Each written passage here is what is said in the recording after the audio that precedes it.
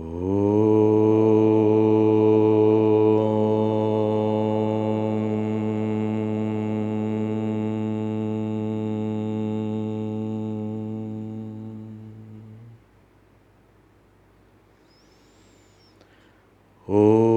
Shri Ganeshaya Namaha. Om Shri Saraswatyai Namaha. Om Shri Gurubhyo Namaha. Om Samasta Jana Kalyane Niratam Karunamayam Namami Chinmayam Devam Sadgurum Brahma Vidvaram. Om Mukam Karoti Vachalam Pangum Langhayate Girim Yatkripatamaham Vande Paramanandamadhavam.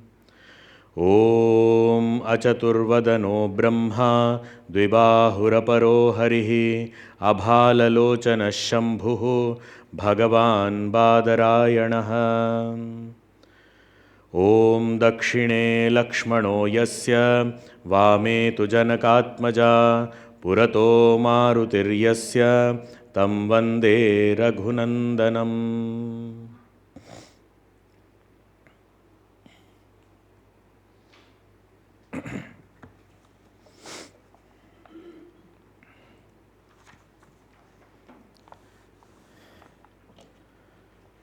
Bhagavan Shri Rama is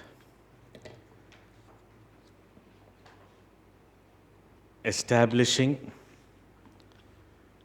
that it is knowledge alone that will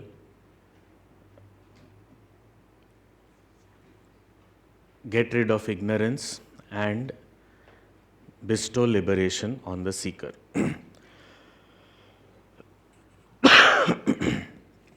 This, as a guideline for the seekers, is also that however necessary performance of action is for purification and preparation for knowledge, once we are on the path of gaining knowledge, slowly, it is a natural process that the actions also keep leaving us.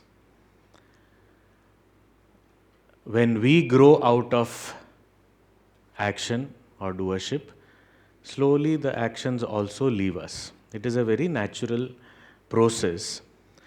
But due to our attachments to actions or its results, we tend to hold on to them. Even our habitual error, our habitual comfort zone with action sometimes makes us feel incomplete without these actions. We tend to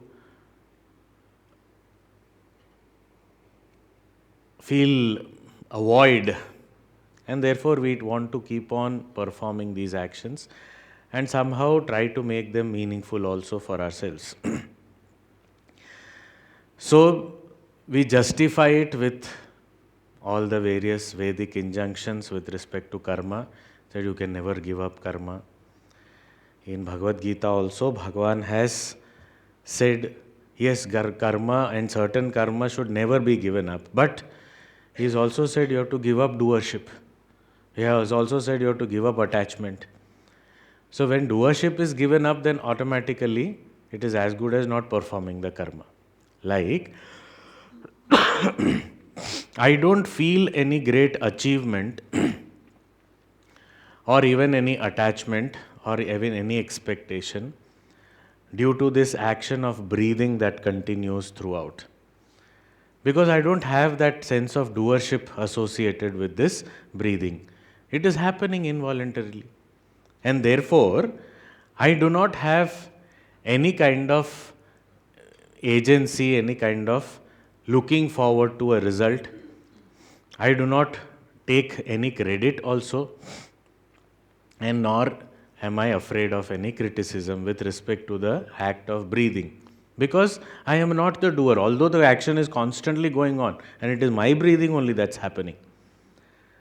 So, which means that it is the sense of doership that has to be dropped. So, again and again, when this is being said that give up karma, it is actually the doership and the attachment to the action and its expectation of the result that has to be given up. Actions will have to continue till the body is there. And for a realized master also, even without the doership, actions do continue. Masters also, they see, they walk, they talk.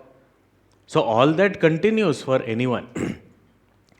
So here, in spite of Sri Ramchandraji saying that you have to drop karma, drop karma, drop karma, but what is the spirit of it that we have to understand? That I don't get attached and stuck with karma throughout, that I am not able to pursue knowledge properly.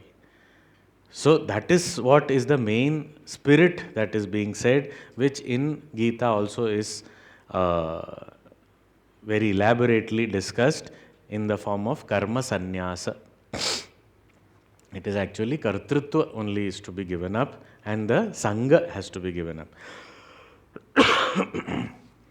So here again there is more. Earlier the yajna as an example was refuted that this is not similar to vidya because vidya is very different. These results are different and all its effects are different, and then this kratu or yajna is very different. So it cannot be comparable. Now here there was also discussion on the nature of karma. And it was said that especially the kartavya karma or the Vedic injunctions, duty is a very peculiar type of action. A result, as a result of performance of duty, nothing is promised. Means there is no reward for duty. But if we do not perform, then there is a penalty. This is a very unique feature of duty. You perform your duty, nothing will be given to you. No appreciation, no reward, nothing. But if you do not perform, it will be a sin. This sin is called pratyavaya dosha. Pratyavaya means I did not perform what I was supposed to do. The mistake of omission. I have not done what I am supposed to do. That is pratyavaya. So this dosha is a unique feature. Now I have to do every day, I have to do Sandhya Vandanam. Since the time I get a sacred thread, I should do Sandhya Vandanam every day. Gayatri Japa I should do every day. Okay. What will I get by doing every day? Nothing. But if I don't do one day, sin. You will be punished. So if you do regularly, nobody will also notice. So तो क्या बड़ा कर लिया? करना ही था. But if you don't do, if you miss it one day also, penalty. If I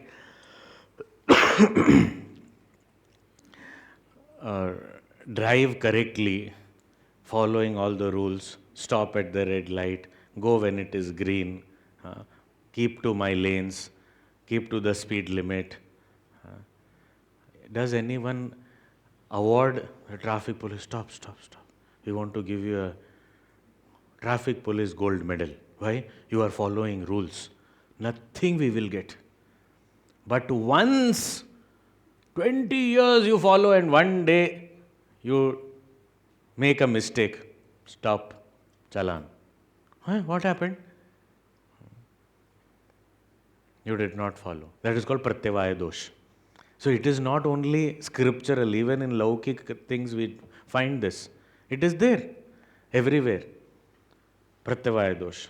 So here, that is another argument. If I do not perform karma, only pursue knowledge and give up karma, which you have been advising, then there may be pratyavaya dosha, that I did not perform.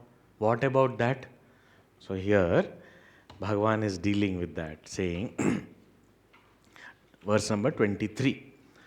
Sapratyavayo hyahamitya anatmadhihi Sapratyavayo hyayamityanatmadhihi Ajna prasiddha natu tattvadarshinaha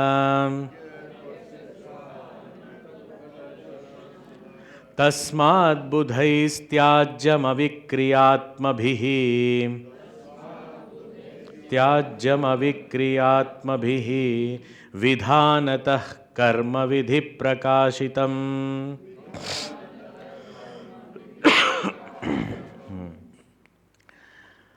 सप्रत्यवायो हि अहम इति. This is a person who says, if I do not perform my duties, then I will be penalized with pratyavaya dosha. Sapratyavayo aham. I have been punished for not performing actions. Iti anatmadhihi. Atmadhi means understanding oneself, knowing oneself. Anatmadhihi means wrong notion about oneself. I am a sinner. Sapratyavayo aham is I am a sinner. This is the translation.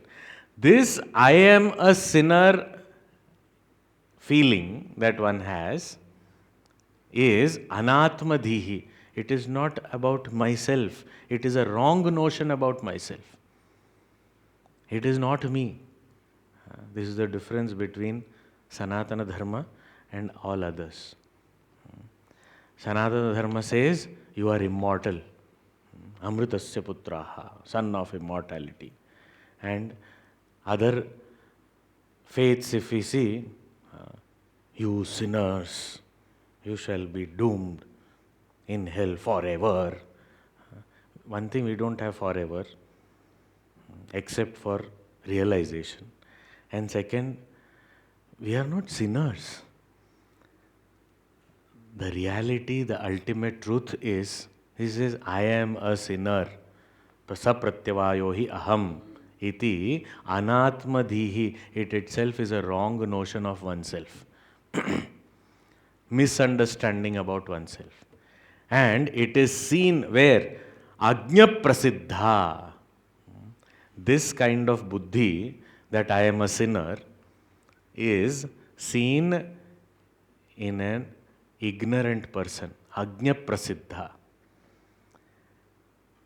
It is prevalent among the ignorant. Ajna prasiddha. Na tu tattvadarshinaha. Not in a person with the vision of truth. Means, in the state of knowledge, there is no concept of I am a sinner. Because sin can happen when there are two. There has to be a doer, there has to be doing, there has to be object of action. All these things have to be there. Duality only can have any sin or even merit for that matter. Punya, Papa, all these are available only in the realm of duality, which is the realm of ignorance.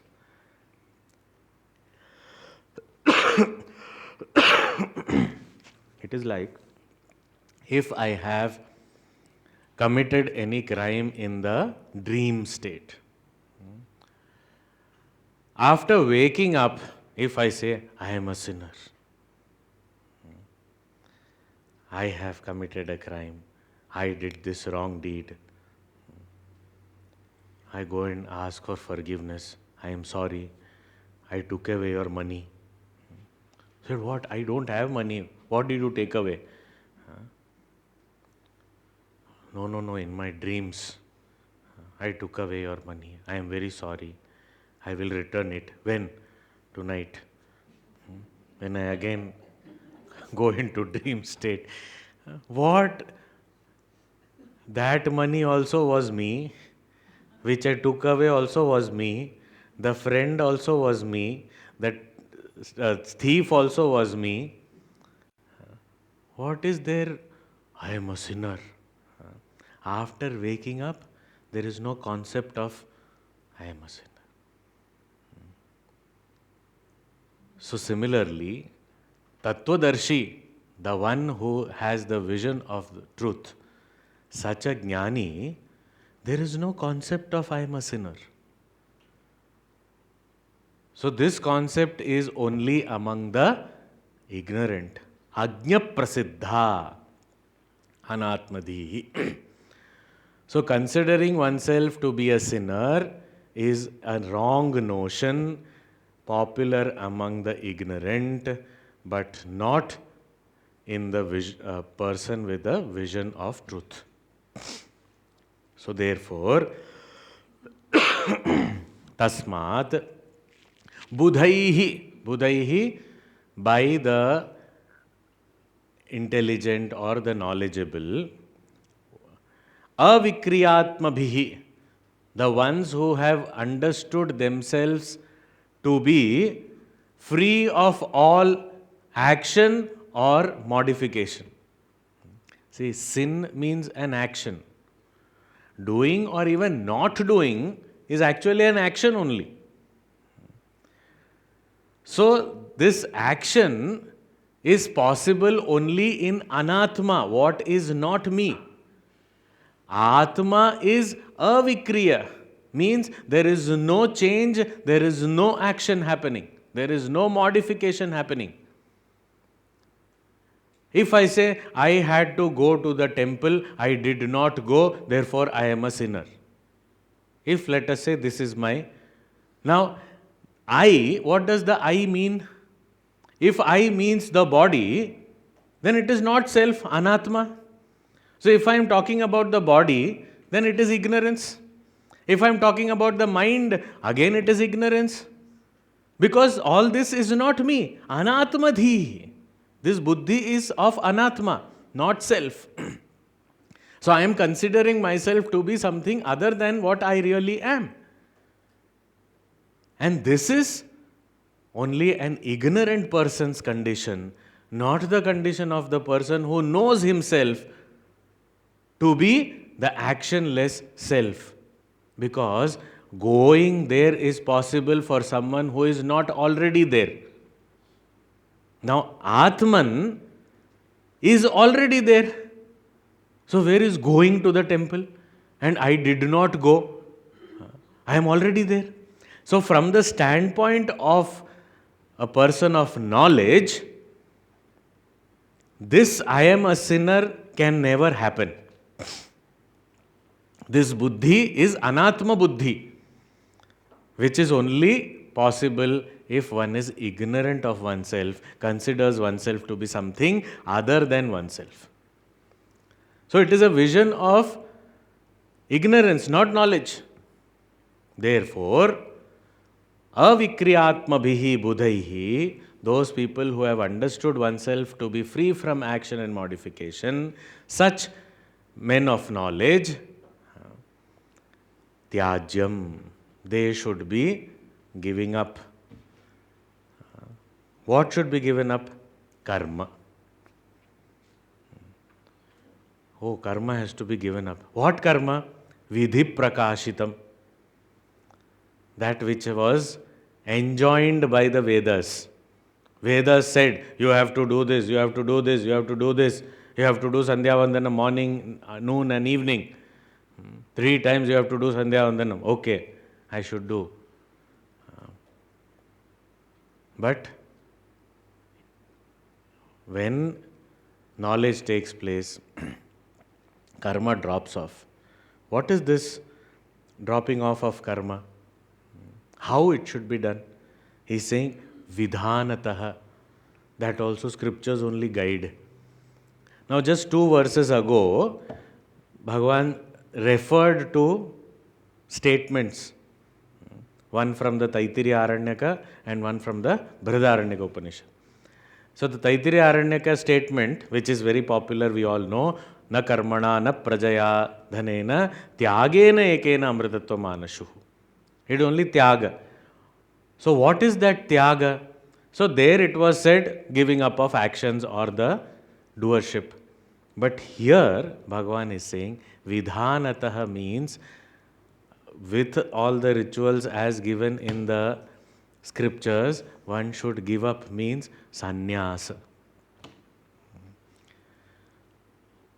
Sannyasa.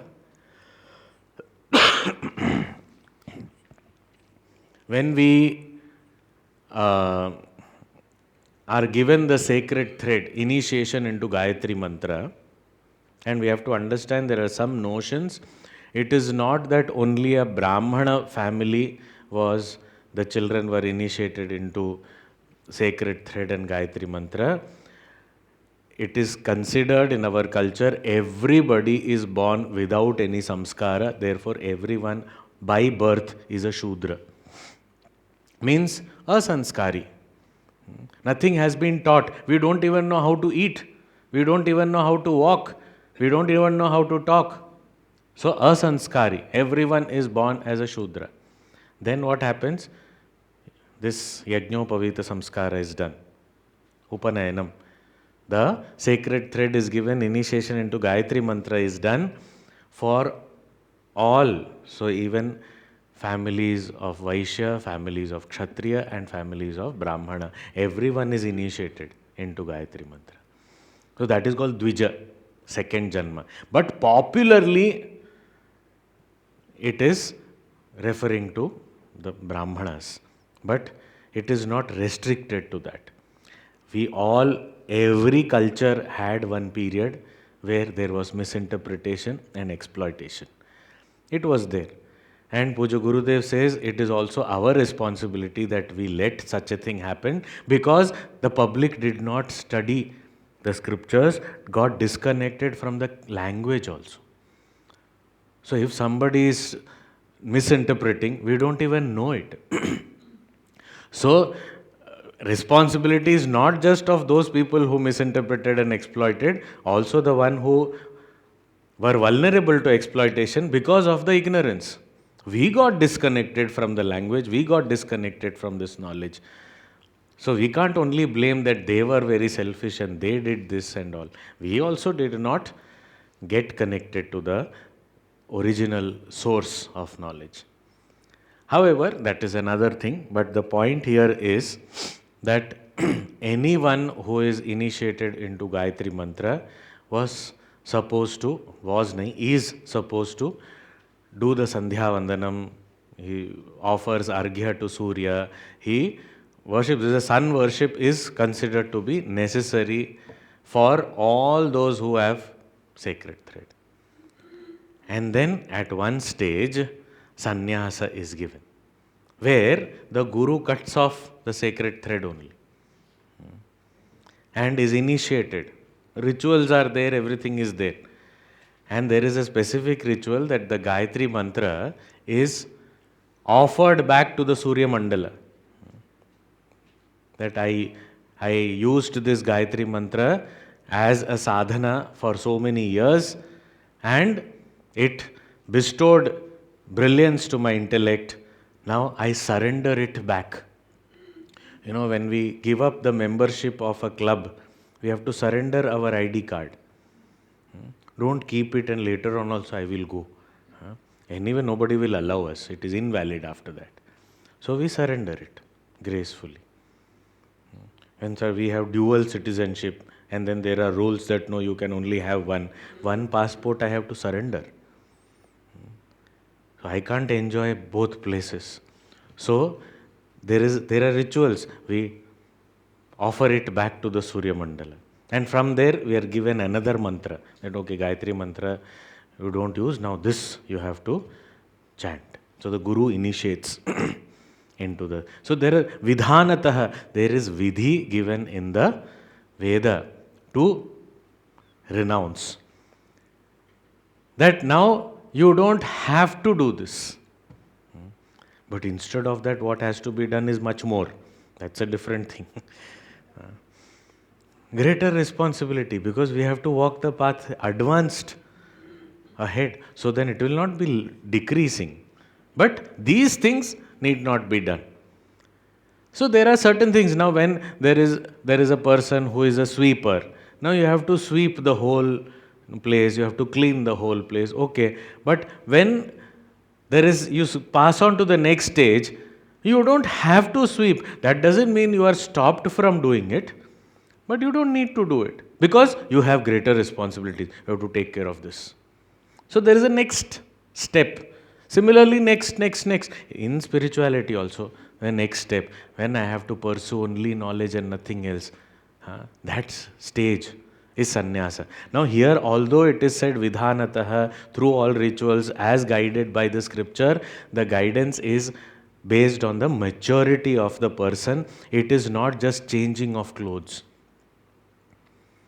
If we just change clothes and say, now I have given up, even if I would have followed some yajnas and all those, the rituals and all those things, even then, if I am not prepared for it, that is why sannyas guru decides when to give.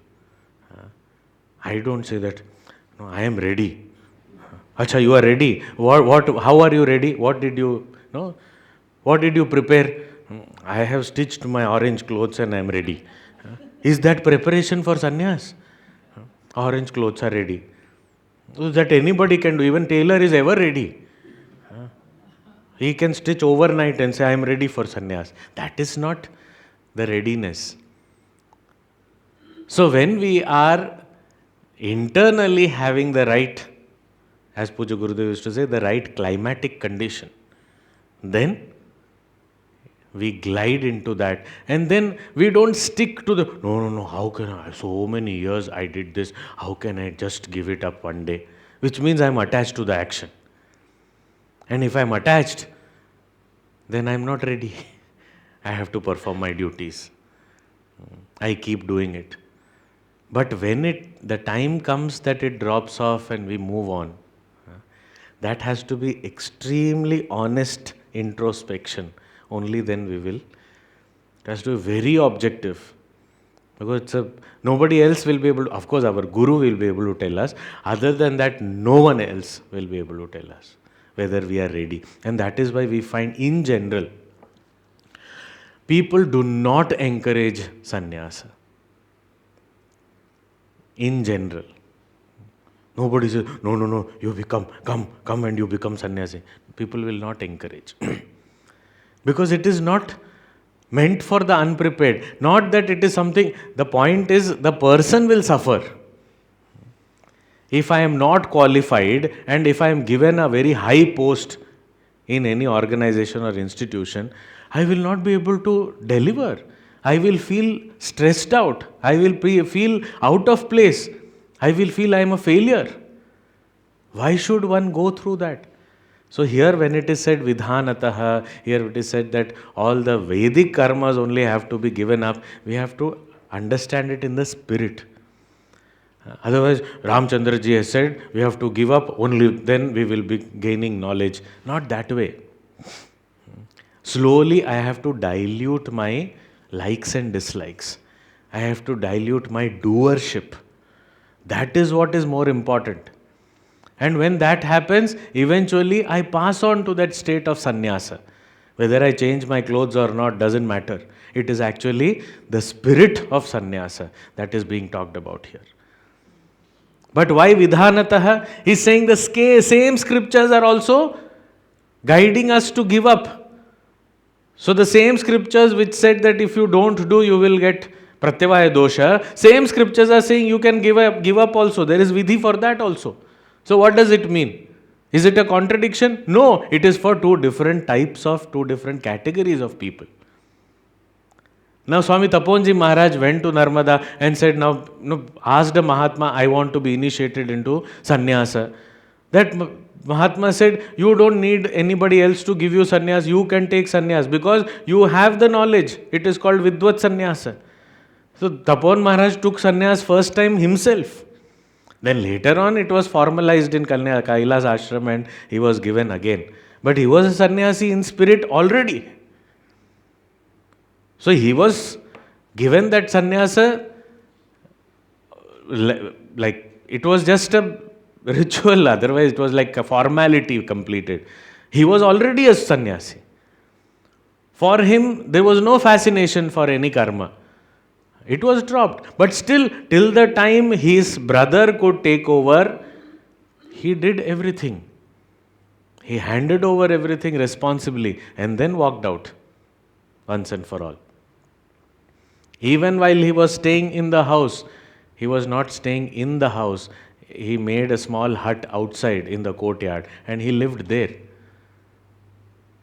Why we need to know these kind of cases is to understand that it's the spirit of sannyas that. So he used to live there. He used to perform all his duties towards his mother, towards his brother, educating his brother, taking care of his mother, taking care of all the estates and the businesses. Everything he was taking care. But he had his own rules. He would not eat without Gita chanting full, complete Gita Parayan every day. Without that, he will not even have water. That was his rule every day. For himself. There was nobody else. That was his rule. But he did not impose it on his mother and brother. You also should sit and chant. No, he was by himself. He was doing his sadhana. He took care of everything. All duties discharged. But not fascinated by that. Not caught up in that. When the moment brother was ready to take it up, handed over, walked out. That is the maturity and the level required to give up. Because even when he was doing it without doership, without likes and dislikes. There was not even dislike for it. That is why he could do it. Otherwise, he said, what is this? I am not interested. I am a sannyasi. I am a sannyasi in spirit. I don't need to do this. I don't want to do this. No. He chose to do it because he had to do it. No like, no dislike. That is a real sannyasi. As given in the Bhagavad Gita also, it is very clearly defined. When that I come to, so what is my, when I read such verses, I don't think that I have to give up action by itself. But I have to keep my goal in mind so that I don't get stuck on the path. Karma is a path leading me to the goal. So I have to make use of the path. And when I am about to reach the goal, I have to give up the path so that I can reach. If I don't give up the road, then I can't enter my house. I have to give up the road so that I can enter my house. Road will not come inside my house. I have to give up my vehicle to enter into the building. I can't come inside with the vehicle. Similarly, I have to give up karma to enter the portals of knowledge. So this is what is being talked about.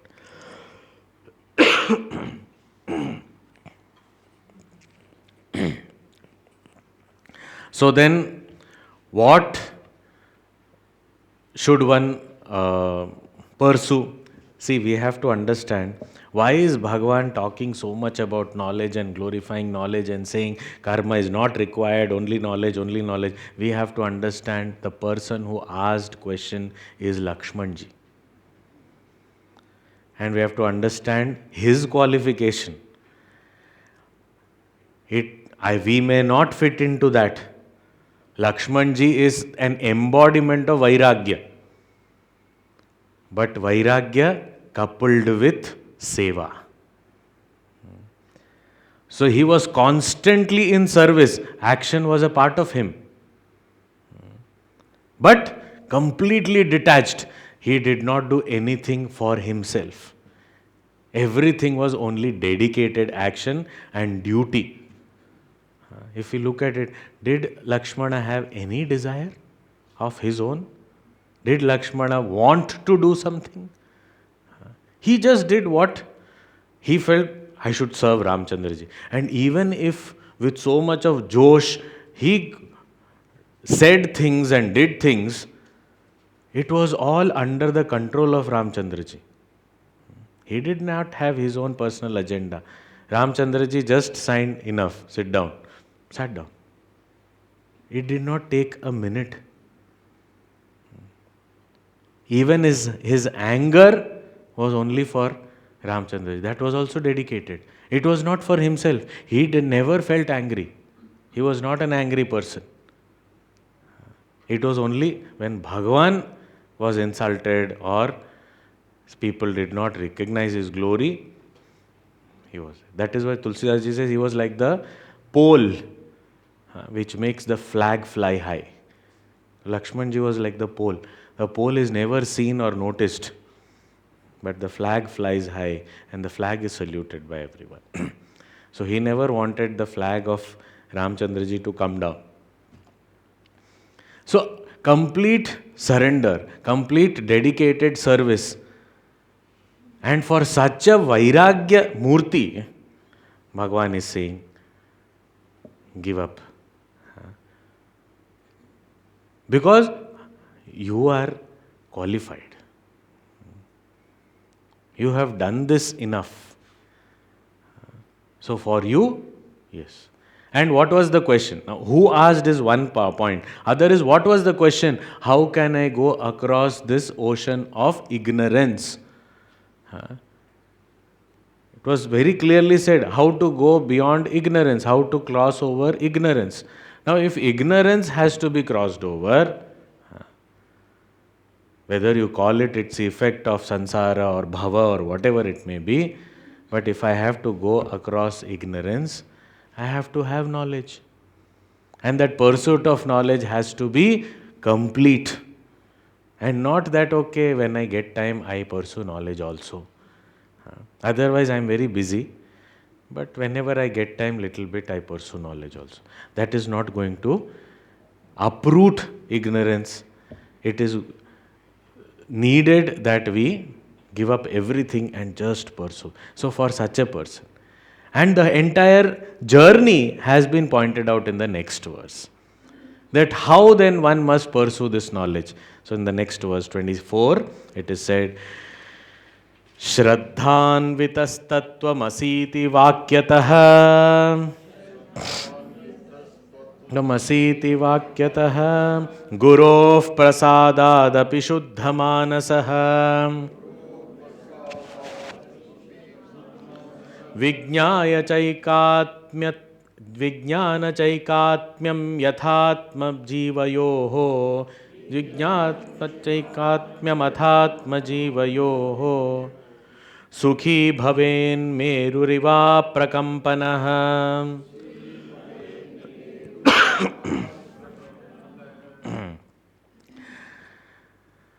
Shraddhanvitah, first step in the journey of a seeker of knowledge is to have Shraddha, to have faith. So already it was said the fourfold qualification has to be there. Sadhana has to be there. Now, of that also we had seen that Viveka and Shraddha should be there. In that also we had seen that Shraddha is most important. And in Shraddha in various things, in that Shraddha in Guru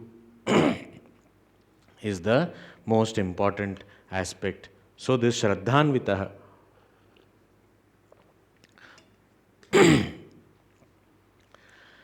Now, with Shraddha, one goes to the Guru, because you have Shraddha in the Guru, in the Guru's ability to teach, in the Guru's intent to take me across to the goal, in the Guru's goodness of heart and the capacity to make me walk this path and reach the goal. So that faith I need to have, and then I go to a Guru. The Guru instructs me with the Mahavakya of the Upanishad, Tattvamasi. Whatever you are seeking, that is you yourself. Tat, that which you are seeking, Tvam, that you are. Asi. Iti Vakyataha, through this Mahavakya, when I keep contemplating, I study this, I reflect upon this, I contemplate upon this. Guroho prasadadapi, and Guru's grace also is there. Guru is also pleased, and because of that, Shuddha Manasaha, my mind gets purer and purer. What is this Shuddha Manasaha? This Puja Gurudev very beautifully describes that in the white heat of meditation. When there is heat, things become black. But he used to call it white heat of meditation, because that meditation state is a very sattvic state. So in that meditation, he says, all the seeds of vasanas get roasted. Vasanas are those impressions which can give rise to so many births. Seeds for so many births are there. And Gurudev would say, in the white heat of meditation, these vasana seeds are roasted. Means what? If the seed is roasted, they cannot germinate. They cannot give any result. So that is called Shuddha Manasaha, being purified. So our inner equipment is purified through this listening to the Mahavakya, reflecting upon it, contemplating on it. And how does this happen? With the grace of Guru only this happens. The Guru guides us. We have to have faith and obey the Guru. And this way when we do, what happens? Atma jivayoho cha atha ekatmyam vijnaya. Vijnaya, having directly experienced. What? Aikatmyam. Oneness of Atma Jivayoho. Atma means that all-pervading self, and Jiva, that which I consider as a limited being. That is my consideration. It is not a reality. I actually, who considers myself as a limited being, Jiva, is actually, who am I? I am that Atma, that self which pervades everything. Not only understanding it, but directly experiencing it. Vijnaya. So when this inner equipment is purified, I am able to see what my Guru said and what I heard and understood. Today I am able to see it. I am able to experience it. That I am that infinite self. Atma jivayoho cha ekatmyam vijnaya. Then what should I do? What happens? Sukhi bhavet. Then be happy. So after knowing my oneness with the self, means knowing that I am that self which is all-pervading, then be happy. Then there is nothing more to be done. Sukhi bhavet.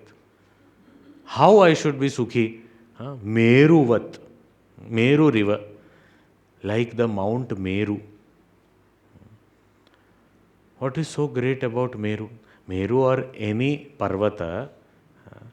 Here Meru is said because Meru is considered to be the axis around which the entire Surya Mandala also is going around. It is considered. So the Surya also is considered to be going around this Meru axis. Now when I understand I am that self, then everything is around me only. Puja Gurudev very beautifully presents it geometrically. The way he has presented spirituality to the world, every possible way. Geometrically he has presented spirituality. What is the truth? What is knowledge? What is that self? What is Brahman? He says that self is a circle which has its center everywhere, but circumference nowhere. So it is a center around which everything else is going on. It itself doesn't move. That is why aprakampanaha. Meruriva aprakampanaha. That which doesn't move or shake.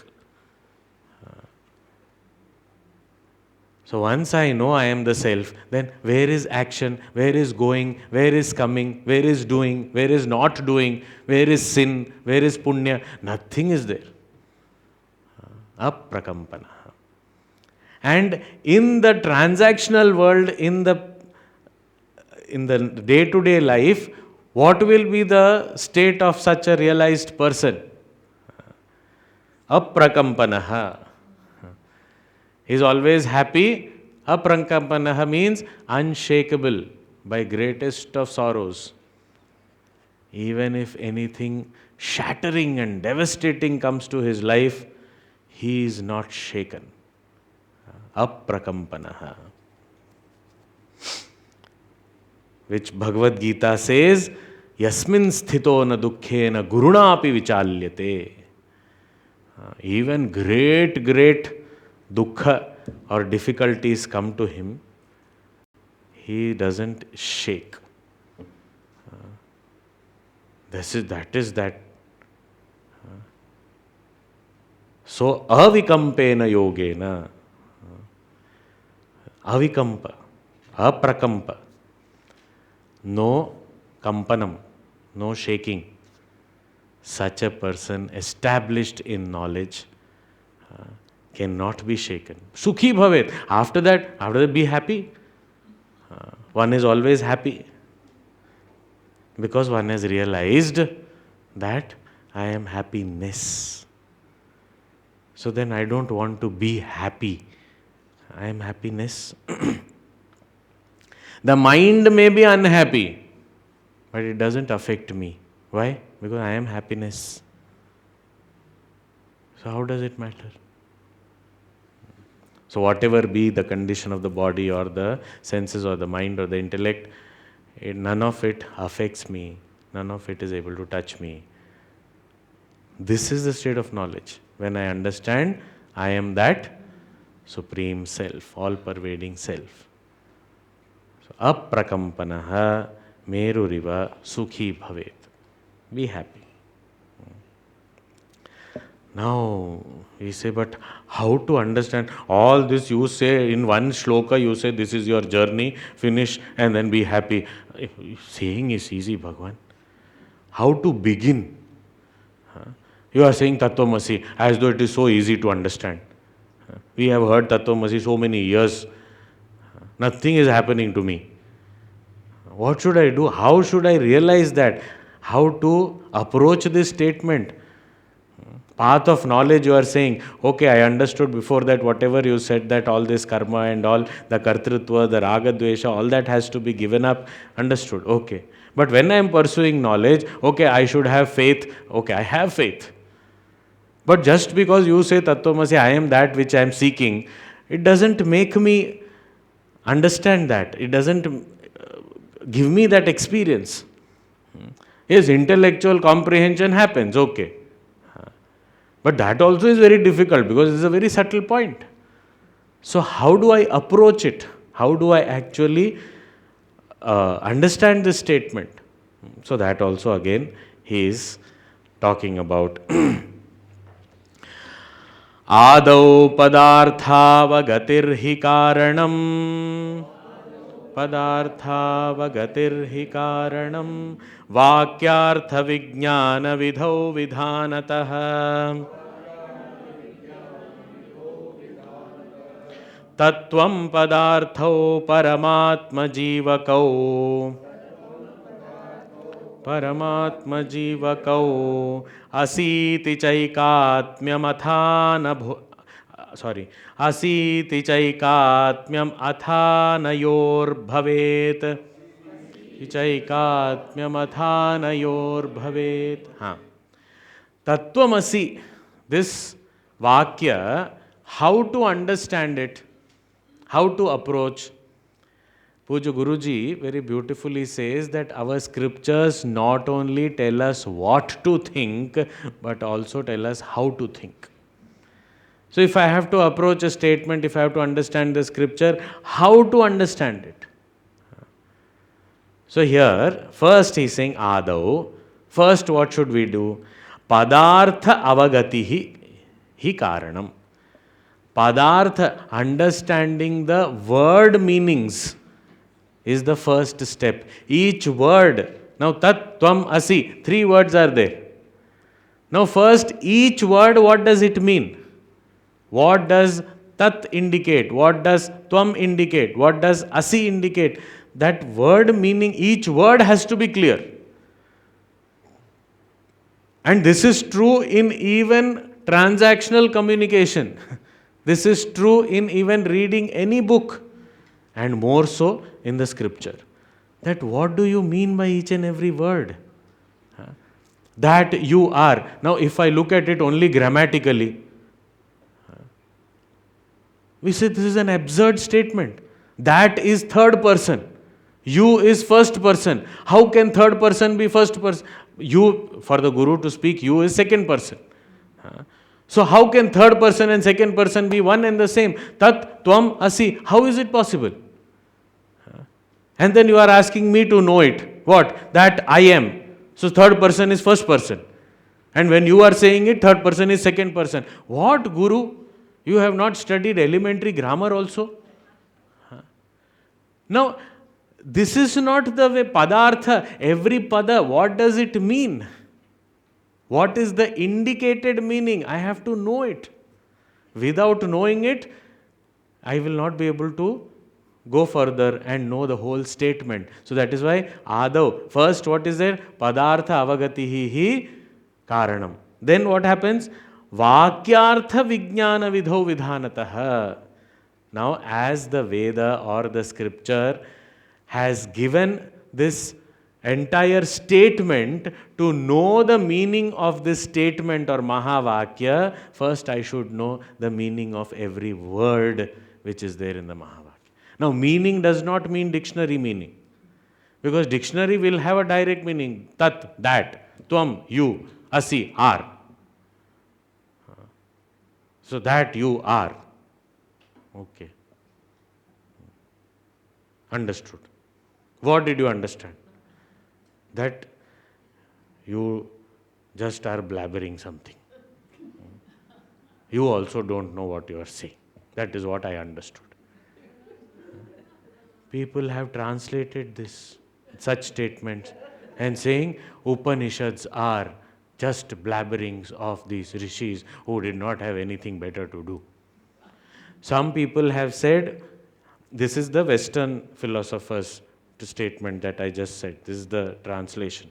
And some of our earlier Indian other schools of thought, they have said, what is Upanishad? Upanishad is just some kind of stuti that the rishis sing in between yajnas. They take a break. क्या करें? चलो थोड़ा गाते हैं. तो एक आध उपनिषद बोल दिया, हो गया. चलो आगे, अच्छा टाइम पास, ब्रेक खत्म, टंग टंग टंग टंग, कम बैक टू यज्ञ. Because people used to say, क्यों क्या होता है? तत्वमसि, see praising. They are praising, you are that. Thank you, I feel so good that you are telling that I am that. So nice. Okay, you felt good? Yes, now come back. Come on, let us do yajna. So this is the misunderstanding, because first thing, no guru. Even if the guru is pointing out something, I jump into conclusion and say, oh, that I am. Okay, understood. This is very simple. Basic pronouns are used here. What is the big deal? Okay, tell me something more complicated. Then I'll. The straightforward things only we are not able to understand. So first, padartha. First I have to understand. Avagatihi. Clear understanding of every word. What do these words indicate? What do they, what is their indicated meaning and not the literal meaning? Because sometimes it is not the literal meaning. When we say somebody, somebody enters, they say, Look at the lion entering this hall. Everyone, kahan hai, bhago, bhago, bhago, lion is entering. Arey, it is not the literal meaning. If I have to understand this statement, I have to understand the speaker. What do you mean by lion is entering? A courageous person is entering, or a king majestically is entering. That is what is called lion is entering. It is not literally lion on four legs is entering. So, to understand the statement, I have to understand what do each and every word indicate that, and after that, I will be able to understand the statement as it is spoken by the scriptures. So, what is it? So, here Bhagavan himself is saying, Tat Tvam Padarthau, Tat word and Tvam word, these two are indicating what? Paratma Jivakau. Tat indicates Paratma, that supreme self. And Tvam indicates Jiva, this limited self. And Asi iticha, and the Asi third word is Aikatmyam. Atha anayoho bhavet. These two are one. Asi word indicates oneness. So what does Tat word indicate? Tat word indicates the supreme self, all-pervading self.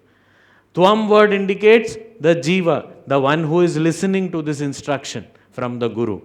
And Asi means are one and the same. Oneness is indicated. So once I understand this in real spirit, that I, the Jiva, who consider myself to be the Jiva, am not really this limited entity, but the all-pervading self.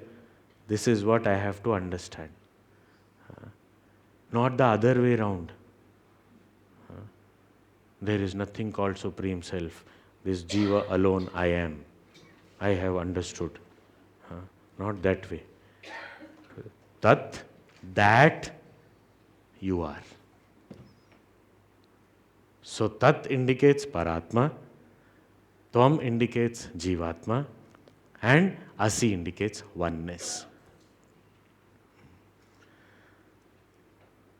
So still there may be confusion.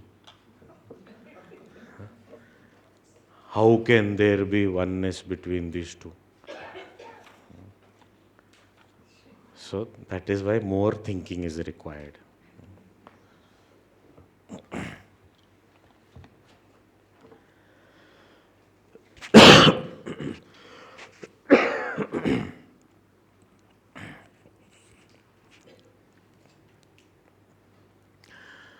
Om Purnamadav Purnamidam Purnat Purnamudachyate Purnasya Purnamadaya Purnameva Vashishyate.